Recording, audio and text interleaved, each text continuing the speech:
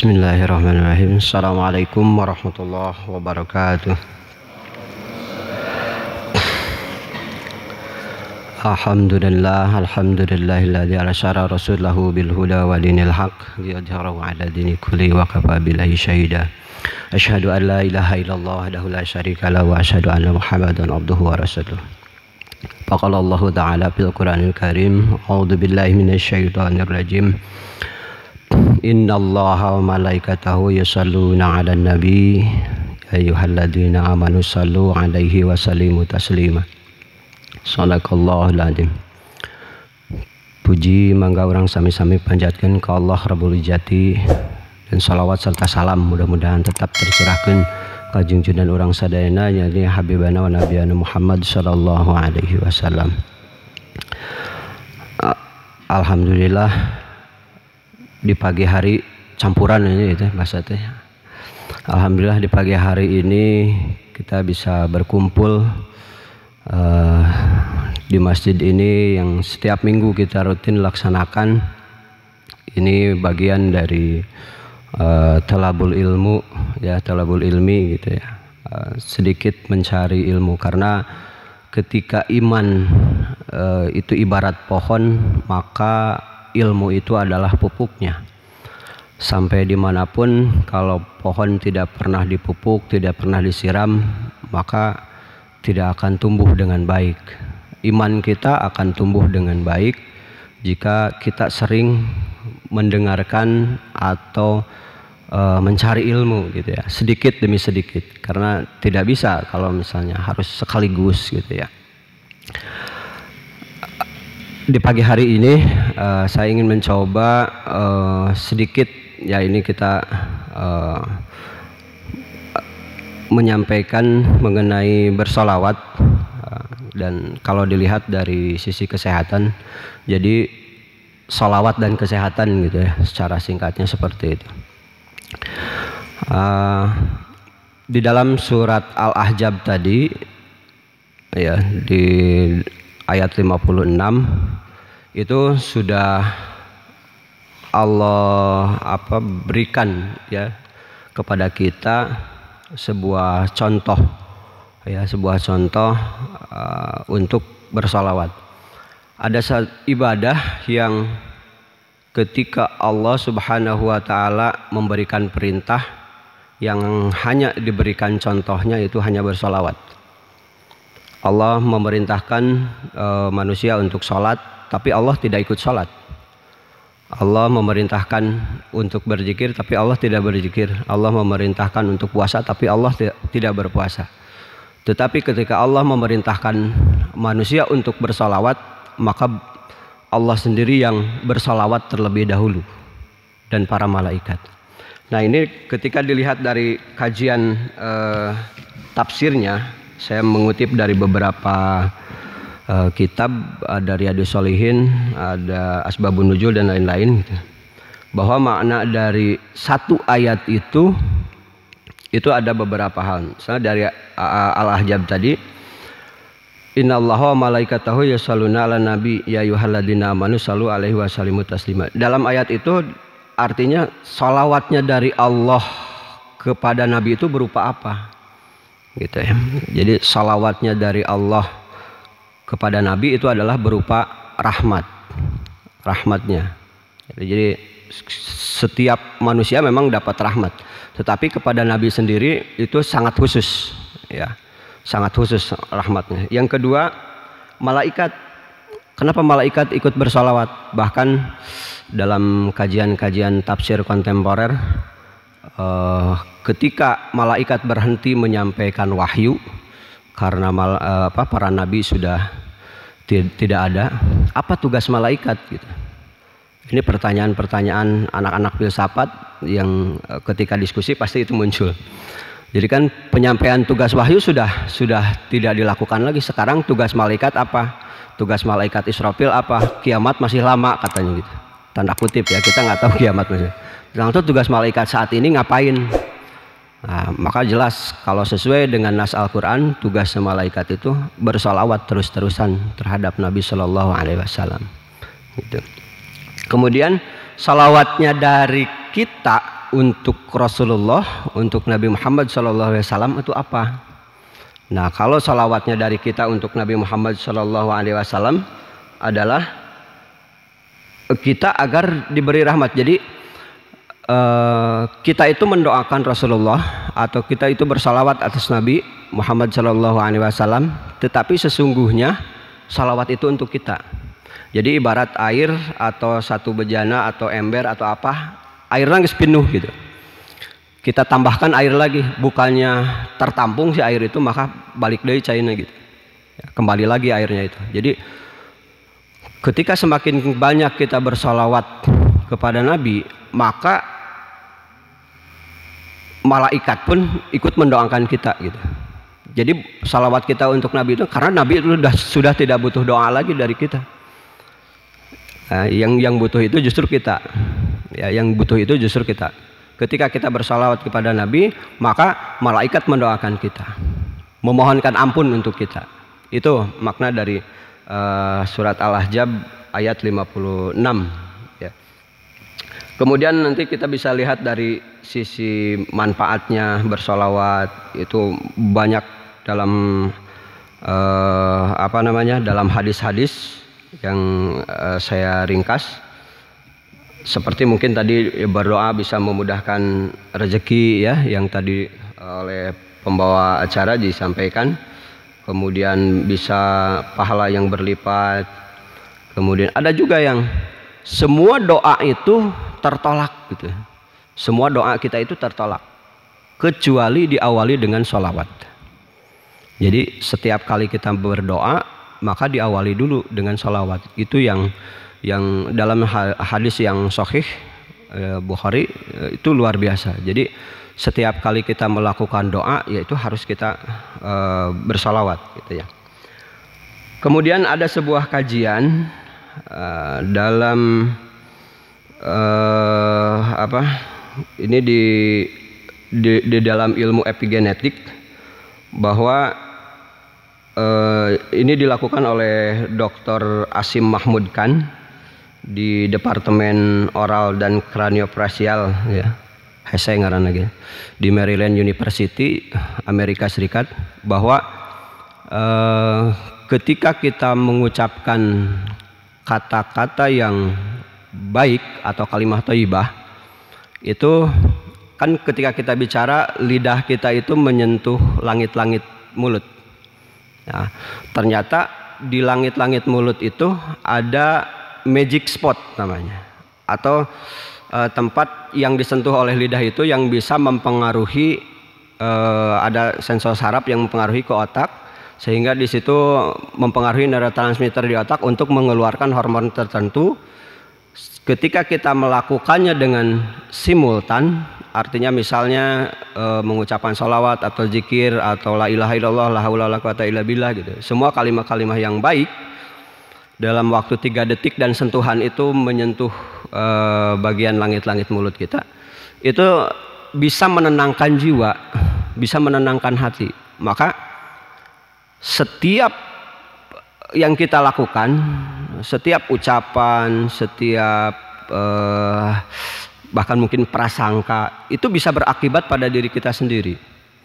Ya, bisa berakibat pada diri kita sendiri. Artinya gini, dalam surat Al-Isra ayat 14 kalau tidak salah itu, bahwa semua makhluk yang ada di bumi ini, semua makhluk, langit yang 7 lapis, burung yang sedang terbang, ikan yang sedang berenang dan lain semuanya, itu adalah merupakan gelombang bersalawatnya atau berzikirnya ala mereka gitu. Bumi dengan mengelilinginya matahari, itu zikirnya bumi yang mengelilingi matahari gitu. Anginnya berhembus, berzikirnya angin ya harus berhembus gitu. Turunnya hujan sendiri adalah dia bersalawat gitu. Semua makhluk di bumi ini adalah bersalawat gitu, berzikir. Jadi maka dalam beberapa surat di juz 27 28 itu selalu diawali dengan yusabbihu lillahi ma fis samawati wa ma fil ard. Jadi semua yang ada di langit dan di bumi itu bertasbih. ya, berzikir gitu ya. Nah, kembali ke penelitian dari dokter ini artinya setiap yang kita lakukan atau semakin banyak kalimah thayyibah yang kita bacakan, kalimah-kalimah zikir yang kita ucapkan di setiap hari, itu akan makin menenangkan jiwa. Ini sains ya, karena ini ahli biologi di Maryland University meneliti seperti itu. Dan ternyata pada tubuh kita ada gelombang dan resonansi atau frekuensi yang non material yang bisa mempengaruhi kehidupan di tubuh kita. Jadi misalnya kita mendengarkan ayat Al-Quran, kita membaca Al-Quran, kita membaca salawat, itu yang kita lakukan itu akan direkam oleh DNA di dalam sel tubuh kita. Maka ketika itu direkam, suatu saat nanti kita akan menginginkan kembali untuk melakukan itu. Jadi kalau kita sering senang dengan zikir sesuatu lafaz, pasti di suatu saat kita ingin melakukan lafaz itu lagi, menzikirkan itu lagi. Karena itu direkam dalam tubuh kita. Ya, dan yang kita lakukan dengan berzikir itu efeknya adalah menenangkan jiwa, ya, menenangkan hati, menenteramkan hati. Ada juga penelitian yang mencoba membuktikan efek dari zat kimia dengan efek seseorang yang sakit dalam 1 bulan disuruh mendengarkan murotal, ya, kalau nggak salah di salah satu rumah sakit di Turki. Jadi selama 1 bulan orang yang sakit itu, bahkan sakitnya parah, kalau tidak salah kanker gitu, disuruh mendengarkan murotal selama 1 bulan itu tiap hari. Ya, terus kemudian dibandingkan dengan yang sakit satu lagi hanya didoping dengan obat. Tingkat kesembuhannya sangat jauh, lebih cepat dengan orang yang hanya sering mendengarkan Al-Quran. Ini luar biasa. Karena tadi gelombang suara yang dikeluarkan oleh Al-Quran itu berbeda dengan ucapan kita kalimat sehari-hari. Ajaibnya kita tidak menyadari itu. Maka ketika dilantunkan ayat-ayat Al-Quran, maka sebaiknya kita itu diam, mendengarkan. Karena kita akan mendapat energi gelombang atau frekuensi yang tidak dilihat oleh mata kita. Tapi tubuh kita, sel tubuh kita itu sangat merespon. Ya, sangat merespon. Didengar oleh telinga, disalurkan ke seluruh tubuh, di dalam tubuh kita. Maka kalau ada yang ngaji, ngarah tenang, ngaji supaya berzikir dan lain sebagainya. Karena memang dalam teori Tesla, dalam ilmuwan itu, ketika satu gelombang yang kita pengaruhi itu akan mempengaruhi benda yang lain.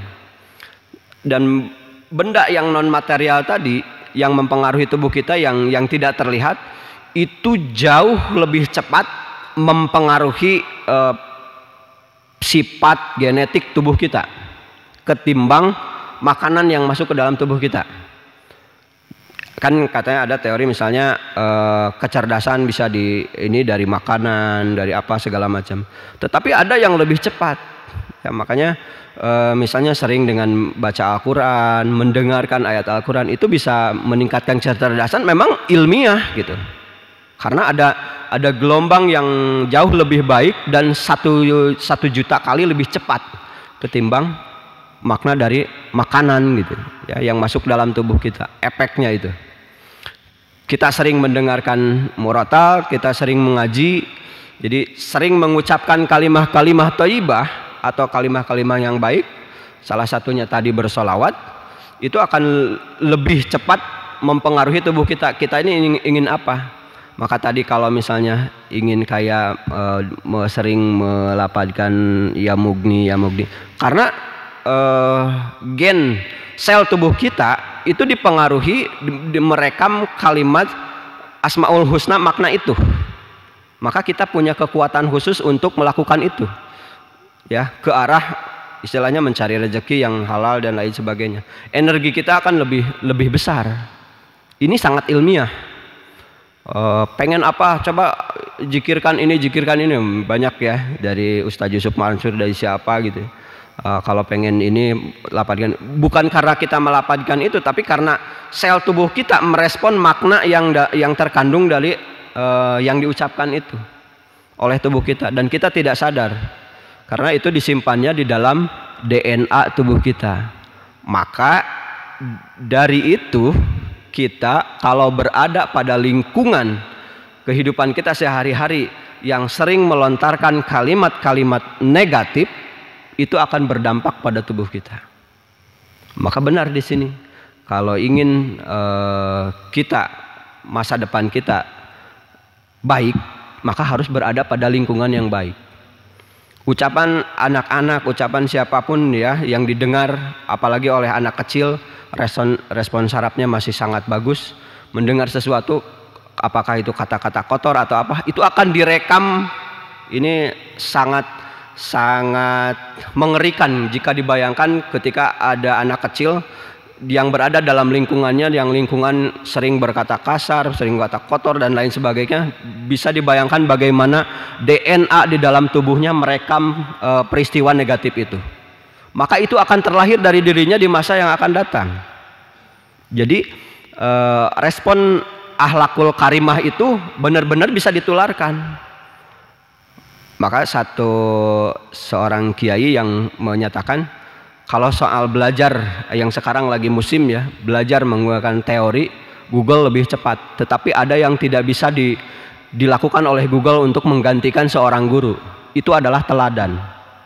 Maka teladan ini adalah lingkungan di sekitar kita. Maka teladan itu akan masuk pada orang yang melihatnya, pada orang yang baik dari tadi resonansi suara, tingkah laku dan lain sebagainya, itu akan masuk pada orang yang ada di sekitar kita.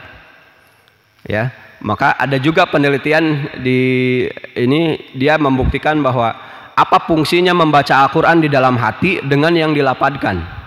Jadi ibaratnya dengan dua botol parfum, yang satu dibuka, yang satu ditutup. Kalau yang dibuka, setiap orang bisa mencium dari wangi parfum itu, tapi yang ditutup orang lain tidak bisa dan kita pun tidak bisa yang memegangnya. Begitupun dengan membaca Al-Quran, hampir sama sekali membaca Al-Quran yang tidak dilapatkan itu sedikit manfaatnya, bahkan mungkin bisa dikatakan tidak ada. Tetapi ketika membaca Al-Quran, membaca sholawat tadi dilapatkan, maka luar biasa, baik yang mengucapkannya maupun yang mendengarnya sama-sama mendapatkan manfaat yang luar biasa, karena ada frekuensi tadi, ada gelombang suara tadi yang ditangkap oleh tubuh kita. Ya, saya sederhanakan bahasanya seperti itu. Kalau bahasa di medisnya, di jurnalnya ruwet gitu ya, ruwet. Bahwa setiap yang kita dengar, intinya setiap yang kita dengar, setiap yang kita rasa dan itu secara simultan, itu akan direkam oleh gen dari tubuh kita, ya, dari sel kita, yang itu akan direkam dan itu akan menjadi akan show up, akan keluar. Kalau kita sering mendengarkan hal-hal positif, maka yang akan keluar dari kita, baik itu ucapan maupun tingkah laku, juga adalah positif. Tetapi kalau kita misalnya berada pada daerah-daerah yang sering caci maki atau apalagi di media sosial, ya, sampai sekarang dua kelompok masih berseteru dan lain sebagainya, tidak ada manfaatnya, tinggalkan. Karena itu akan mempengaruhi tubuh kita.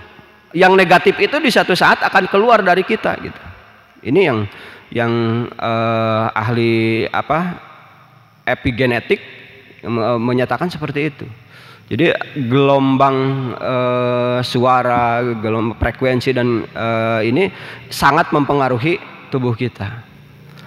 Maka di dalam Al-Quran ayat yang lain, surat Ar-Ra'd ayat 28, ala bidzikrillah tatmainul qulub. Dan hanya karena mengingat atau berzikir kepada Allah, hati kita akan tenang. Salah satu latar belakang yang membuat kita tadi tenang itu karena lidah kita selalu menyentuh magic spot yang ada di atas langit-langit kita, langit-langit mulut. Dan dia yang bertanggung jawab dalam kehidupan sehari-hari, mengunyah, berucap dan lain sebagainya. Ya. Maka kemudian dari suaranya. Maka dari latar belakang itu hati kita akan menjadi tenang. Ya, dengan keseringan atau dengan banyaknya berzikir, hati kita menjadi tenang. Dalam hadis-hadis itu dikatakan bahwa manfaat sholawat, ya ini tadi dari segi kesehatan, ya, sholawat dan kesehatan, secara manfaat yang lain, misalnya bisa dikabulkannya doa, kemudian pahala yang dilipat gandakan, kemudian diangkat derajat. Itu karena memang dari sholawat itu luar biasa, ya. Kemudian dikumpulkan di surga, kita mendapatkan syafaat. Kemudian ada juga yang ya tadi ketenangan jiwa, ya. Ini luar biasa, ya luar biasa. Jadi kenapa tidak kita bisa melakukan sholawat? Karena satu kali kita bersholawat itu 10 kebaikan akan dicatat, ya. Dan salah satu hadis yang tadi yang sahih itu, setiap doa itu pada dasarnya ditolak kecuali yang diawali dengan sholawat. Ini luar biasa, ya. Kita mendapatkan berbagai macam jadi satu kali kita lakukan berbagai macam dari segi pahala, dari segi keutamaan, dan dari segi kesehatan, ya, dari segi kesehatan. Maka dari mulai kita bersalawat, berzikir maupun dengan membaca Al-Quran, karena membaca Al-Quran itu sendiri adalah berzikir, ya. Berzikir yang bisa ada yang mengatakan membaca Al-Quran adalah zikir yang terbaik, karena tidak ada orang yang sedang membaca Al-Quran apalagi dikeraskan itu pikirannya ke hal-hal yang lain, sulit, karena kita harus memperhatikan setiap huruf, makhorijul huruf yang ada di sana, ya, panjang pendeknya, tajwidnya dan lain sebagainya. Itu perlu pemikiran otak yang luar biasa. Jadi ketika seseorang membaca Al-Quran dan benar bacaannya, itu otaknya benar-benar fokus ke sana, ya, ketimbang kita sedang berpikir yang lain-lain. Dan itu juga pernah dilakukan studi, ya, orang yang sedang sholat, di-scan, orang yang lagi berdiri itu di-scan otaknya, ada alat scan di atasnya. Jadi ketika orang yang sedang sholat di-scan, itu diproses di otaknya itu benar-benar berfungsi, menandakan merah di otaknya itu artinya dipakai berpikir keras ketika dia sedang sholat membacakan ayat Al-Quran. Maka orang yang sering membaca ayat Al-Quran, apalagi sering sholat dengan membacakan Al-Quran, gitu ya, maka sering mengasah otaknya untuk sampai pada level itu, untuk pada level misalnya meningkatkan kecerdasan, meningkatkan dan lain sebagainya, gitu. Ya, jadi manfaatnya itu luar biasa, ya, manfaatnya itu luar biasa. Tidak ada satupun yang kita lakukan dalam kehidupan sehari-hari, baik ini kita sebagai manusia gitu ya, ataupun makhluk hidup yang tadi, itu semuanya adalah ibadah. Maka di dalam ayat Al-Quran yang lain, wa ma khalaqtul jinna wal insa illa liya'budun, itu memang ya, ke sana gitu arahnya. Jadi tidak ada satupun langkah gerak kita yang tidak bisa dinilai itu mah bukan ibadah, nggak ada. Dari mulai kita tidur sampai kita tidur lagi, dalam kehidupan sehari-hari kita semuanya adalah bernilai ibadah, semuanya bernilai ibadah. Apalagi kalau dibarengi dengan salawat ini. Kemudian dari manfaat yang lain untuk bersalawat, kita bisa mendapatkan berkah dan pujian. Jadi kalau kita bersalawat, dalam hadis ini saya ringkas, kepada Rasulullah SAW misalnya, kita akan dipuji oleh seluruh penduduk langit. Ketika kita bersalawat pada Nabi, maka seluruh penduduk langit itu akan mendoakan kita. Jadi luar biasa. Satu kali bersalawat itu macam-macam. Nah, yang jadi pertanyaan sekarang, salawatnya yang seperti apa? Ya, yang paling minimal Allahumma sholli ala Muhammad wa ala ali Muhammad gitu. Ya. Ada yang mengatakan ya boleh misalnya Allahumma sholli ala sayyidina Muhammad wa ala, itu terserah. Tetapi kalau dalam salat, shallu kama ra'aitumuni usolli, salatlah kalian seperti melihatku salat, ketika kalimat itu maka harus sesuai dengan teks yang ada di dalam hadisnya. Ketika membaca salawat dalam salat harus seperti itu, tidak boleh ada tambahan. Tapi kalau dalam keseharian kita boleh ditambahkan dengan sayyidina dan lain-lain. Itu pendapat para ulama. Jadi lebih enak. Misalnya Allahumma sholli ala Muhammad wa ala ali Muhammad kama shallaita ala Ibrahim wa ala ali Ibrahim innaka Hamidum Majid. Allahumma barik ala Muhammad wa ala ali Muhammad kama barakta ala Ibrahim wa ala ali Ibrahim innaka Hamidum Majid. Itu salah satu salawat yang ada dalam hadis sahih. Jika mau dan itu juga yang kita baca di dalam sholat. Minimal kita tahu benar nggak sih sholawat yang kita lakukan di dalam sholat, minimal kita tahu hadisnya, ya. Maka ini benar tadi Pak Ustadz Nur Rahman, nanti ke depan kita bisa melakukan kajian-kajian itu bisa lebih spesifik, kajian akidah, kajian akhlak, dan kajian fikih. Terlebih nanti di kajian fikih kita bisa berdiskusi dan lain sebagainya, dan bisa menggunakan referensi kitab yang kalau belajar fikih itu dalam tanda kutip tidak memakai seragam. Artinya jangan menggunakan referensi yang bermadhab, ya, karena itu akan mempersulit nanti untuk mempelajari fikih kalau menggunakan salah satu madhab. Jadi harus dari kitab yang asalnya gitu kalau mempelajari ilmu fikih. Maka bisa nanti satu waktu kita mendiskusikan itu dari fikihnya, dari akidahnya, dari segala macam, dari muamalahnya.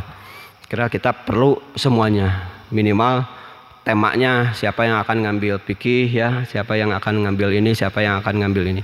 Karena terutama di kajian fikih sebaiknya memang fokus misalnya hari apa atau apa, jam berapa khusus kajian itu, karena jangan sampai tercampur dengan yang lain, nanti kajiannya bisa lupa gitu ya, kajiannya bisa lupa. Itu beberapa manfaat bersholawat dari segi kesehatan, dan juga manfaatnya dari pahalanya gitu ya untuk kita semua, yang mana kita perlu untuk melakukannya di setiap hari, ya, baik dzikirnya, baik sholawatnya, baik membaca Al-Qur'annya, karena ternyata dari sisi medis, dari sisi kesehatan, ini seorang dokter yang meneliti tadi di Maryland University itu luar biasa, ya, luar biasa. Karena kita kadang selalu ingin mengetahui, seperti yang beberapa waktu lalu Pak dokter menyampaikan manfaat sholat terhadap kesehatan setiap gerakannya. Karena kadang kita harus mengetahui dari sisi itu untuk meningkatkan semangat kita untuk melakukan itu. Kalau kita tidak mengetahuinya, wah cuman gerakan-gerakan gini dan lain sebagainya, tidak ada giroh, tidak ada semangat untuk melakukan itu. Apalagi misalnya melakukan sholatnya bagaimana di sepertiga malam, apa maknanya? Wah, itu banyak sekali penelitian yang mengobati gula darah hanya dengan sholat malam.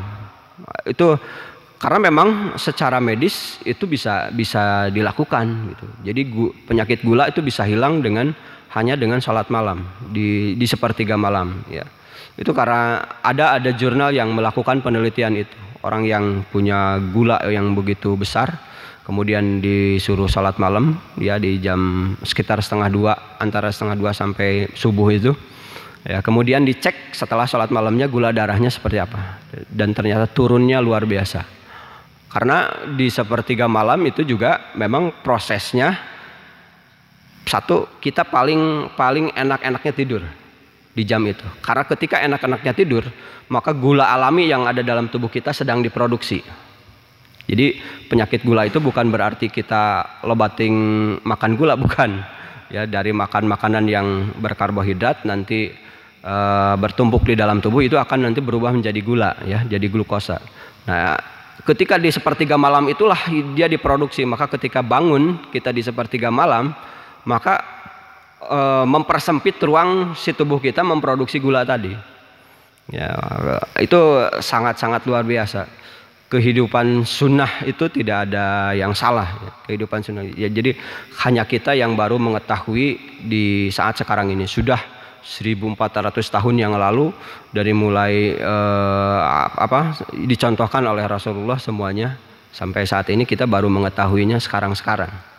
Jadi keajaiban dalam Al-Quran ada juga yang di dalam Al-Quran yang untuk menemukan keajaiban atau kebenaran satu ayat, seseorang bisa melakukan penelitian puluhan tahun dan dia akhirnya masuk Islam dan sebagainya. Banyak sekali referensi-referensi itu yang kita baru mengetahui kebenarannya sekarang, padahal sudah terjadi di 1400 tahun yang lalu, ya.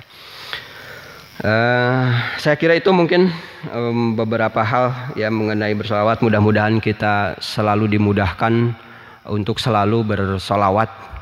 Dan memang ini pengalaman ya, saya pernah mendapat sebuah masalah yang karena di urusan pekerjaan yang sangat sulit untuk dipecahkan secara logika. Saya tidak ada jalan lain di ruang kerja hanya membacakan sholawat ini. Ada tasbih, nggak tahu tasbih dari siapa waktu itu. Saya coba bersolawat sekitar berapa puluh kali. Itu memang dampaknya luar biasa. Setelah selesai, bahkan salawat itu belum selesai, ini saya harus berapa kali ini bersalawat. Telepon berbunyi dan di situ adalah solusi dari masalah yang saya pikirkan di situ. Luar biasa. Jadi Bapak Ibu juga atau pemirsa semua gini ya di YouTube nanti bisa mencoba efek dari salawat ini seperti apa. Selain ketenangan kita ya tadi ya secara ilmiah juga ada hal-hal yang Allah berikan kemudahan di waktu yang cepat ketika kita sering membacakan sholawat gitu. Itu yang luar biasa ya. Terima kasih sudah setengah jam ya. Alhamdulillah pada pertemuan ini kita masih bisa diberikan kekuatan ya, istiqomah untuk setelah subuh melakukan kajian-kajian. Mudah-mudahan di waktu yang akan datang kita selalu diberikan kekuatan untuk melakukan ini. Mudah-mudahan kita selalu dimudahkan untuk selalu bersalawat kepada Nabi Muhammad SAW, karena sesungguhnya salawat yang kita bacakan itu akan berbalik ke kita 10 kali. Ini yang sangat luar biasa. Hasanah wa fil akhirati hasanah wa qina adzabannar. Wabillahi taufiq wal hidayah. Assalamualaikum warahmatullahi wabarakatuh.